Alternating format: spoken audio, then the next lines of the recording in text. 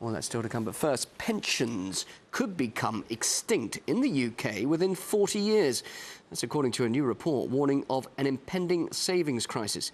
Its authors cite fewer and fewer young people who are willing to lock their money up for decades, especially in this economic climate. Well, let's get more on the dire forecast now with RT's Polly Boyko joining me live from London. Is it really looking that gloomy for pensions, Polly?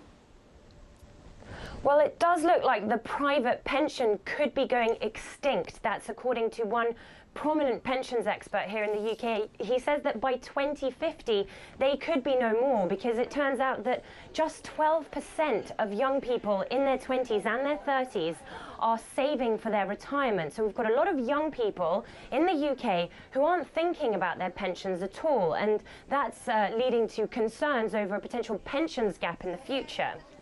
And why, though, is there the sudden lack of enthusiasm towards pensions? The system's worked for decades, successfully as well, so why this sudden threat of collapse?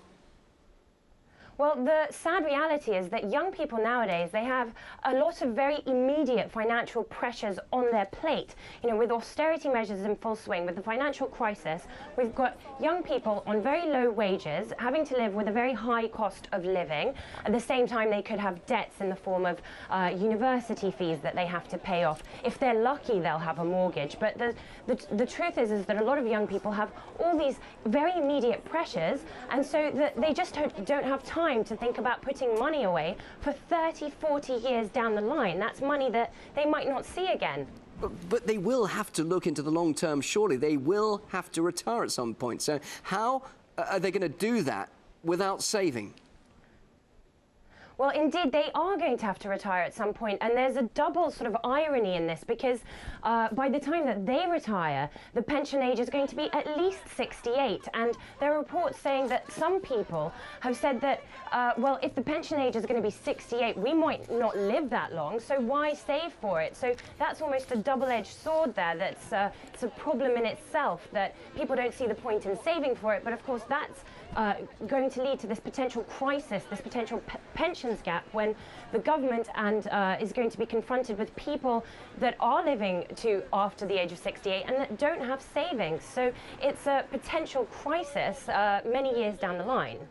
So finally, what is the government going to do about it now, though? Because now, of course, is the important time.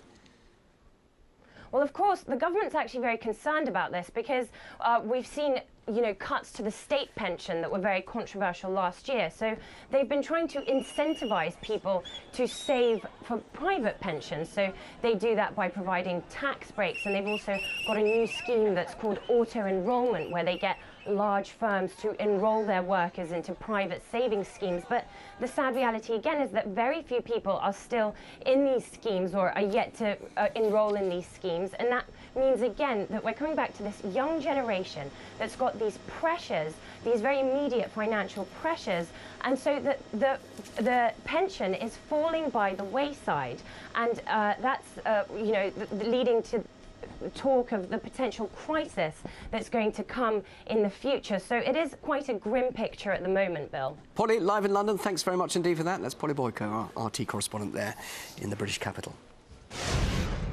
Thousands of health workers in Spain's capital, Madrid, have been venting their anger at cuts